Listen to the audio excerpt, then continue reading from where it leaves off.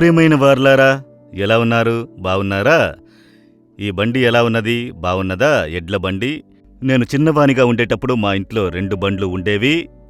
ఎడ్ల బండి, ఒకటి గూడు బండి అని చెప్పెదము. ఇదే మనుషులు వెళ్లే కారు, ఆ కాలములో ఉపయోగించే కారు. గ్రామాల్లో ఒక కుటుంబమే ఇందులో ప్రయాణం చెయ్యగలరు. ఇంకొకటి చక్రాల బండి, భారమును మోయు బండి. అది ఈ విధంగా ఉండదు. అందులోనే వడ్ల బస్తాలు అన్నిటినీ వేసుకుని వెళతారు. అలా 2 బండ్లు ఉంటాయి. 3 జతల ఎడ్లు ఉంటాయి. ఇంట్లో పెద్ద జతలు, చిన్న జతలు అని.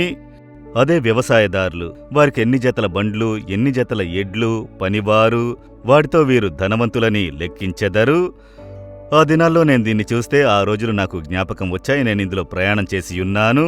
ఊరికి వెళితే ఎడ్ల బండిలోనే. దానికి ముందు దాన్ని త్రోలే పనివారు ఉండేవారు. ఆయన ప్రక్కన కూర్చుని కాళ్ళు ఆడించుచూ ఉండేవాడిని. ఆ రోజులు వాటిని తిరిగి చూసినప్పుడు చాలా సంతోషంగా ఉంటుంది. అయితే మీరు ఇలాంటి బండ్లలో వెళ్ళిన అలవాటు ఉన్నదా? ఇలాంటి బండిలో ప్రయాణం చేసినారా? ఇప్పుడు కూడా కొన్ని స్థలాల్లో ఉన్నవి. సరే, ఇది పాత రోజులను జ్ఞాపకము చేయుచున్నది. ఇది వచ్చి మున్నారులో మేము ఉన్న రిసార్ట్లో చేసి ఉంచారు. పాతవి జ్ఞాపకమునకు వచ్చుచున్నవి ఇక్కడికి వచ్చిన వెంటనే. సరే, ఈ దినము దేవుడు నాకు ఏ వాక్యమును ఉంచినారు అని అంటే, యెహెజ్కేలు 36:9లో, నేను మీ పక్షమున ఉన్నాను, నేను మీ తట్టు తిరగగా మీరు దున్నబడి విత్తబడుదురు, నేను మీ పక్షమున ఉండి మీ మీద దృష్టి ఉంచెదను. దేవుడు చెబుతున్నారు, నేను మీ పక్షమున ఉండి మీ మీద దృష్టి ఉంచెదను, దున్నబడి విత్తబడెదరు. కనుక మన జీవితంలో ఒక ఆశీర్వాదం మొలవాలి. ఆశీర్వాదము రావాలంటే మనము విత్తాలి. దేవుడు చెప్పారు కదా, గోధుమ గింజ అయినది భూమిలో పడి చచ్చితేనే ఫలము ఇచ్చును. మన జీవితంలో కూడా కొన్ని కార్యములను త్యాగముతో సమర్పించి విత్తబడినప్పుడు మిక్కిలి ఫలమును ఇచ్చెదము. అప్పుడు దానికి త్యాగము చెయ్యాలి, సమర్పించుకోవాలి. ఒక విత్తనము తనను నశింపజేసుకున్నప్పుడు అధిక ఫలమును ఇచ్చును. అలాగే మనము మన జీవితమును దేవునికి సమర్పించుకున్నప్పుడు దేవునికి మిక్కిలి ఫలమును ఇచ్చెదము. మన ద్వారా అనేకులు ఆశీర్వదించబడుదురు. దేవుడు చెబుతున్నారు, మీ పక్షమున ఉండి మీ మీద దృష్టి ఉంచెదను అని చెబుతున్నారు. కనుక భూమిని సరిచేయుట, పంట పొలాలను చూశారంటే, ఒక్కసారి కోత కోశారంటే వెంటనే మళ్ళీ వరి విత్తరు. ఆ భూమిని దాన్ని చదును చేయుదురు, మొదట దున్నుదురు, దానికి ఎడ్లను ఉపయోగించెదరు, నాగలితో దున్నుదురు.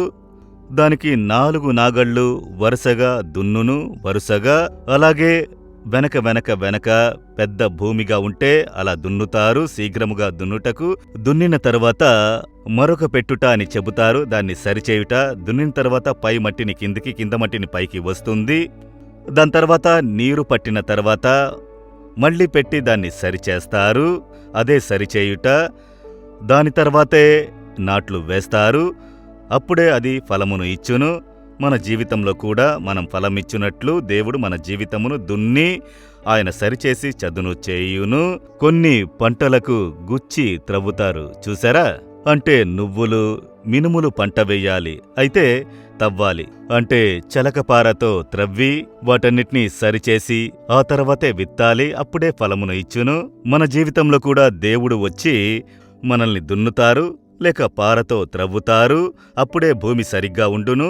ఇది కొంచెం కష్టమే కదా భూమిని దున్నేటప్పుడు. అదేంటంటే ఇనుప నాగలి మట్టిని త్రవ్వి పైకేస్తుంది కదా, అది నొప్పి పెడుతుంది కదా, నొప్పిని సూచించును. మన జీవితంలో కూడా దేవుడు మనము ఫలమునిచ్చినట్లు మనల్ని త్రవ్వి సరిచేయుదురు కదా, అప్పుడు మన జీవితంలో కొన్ని నొప్పులు కలుగును, బాధలు కలుగును. అయితే ముగింపు ఆశీర్వాదంగా ఉండును. మీరు ఫలమును ఇవ్వాలంటే ఈ బాధల మధ్య వెళ్ళే తీరాలి.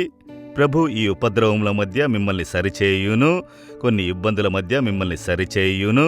ఎలా ఇతరులను మీరు క్షమించాలి, ఎలా ప్రేమించాలి, కీడు చేయు ప్రజలకు ఎలా మేలు చెయ్యాలి, యేసు స్వభావం ఎలా మీలో కనబడాలి, దానికి ఈ సరిచేయు ఒక భాగములో గుండా దేవుడు నడిపించెదరు.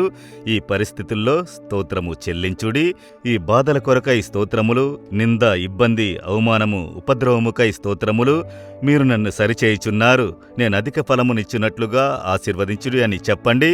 మీరు ఫలమధికంగా ఉండుట మీరు చూచెదరు. చెప్పెదరా, దేవా, మీరు మమ్ములను సరిచేయు దేవుడు, మమ్ములను చక్కగా చేయు దేవుడై ఉన్నారు.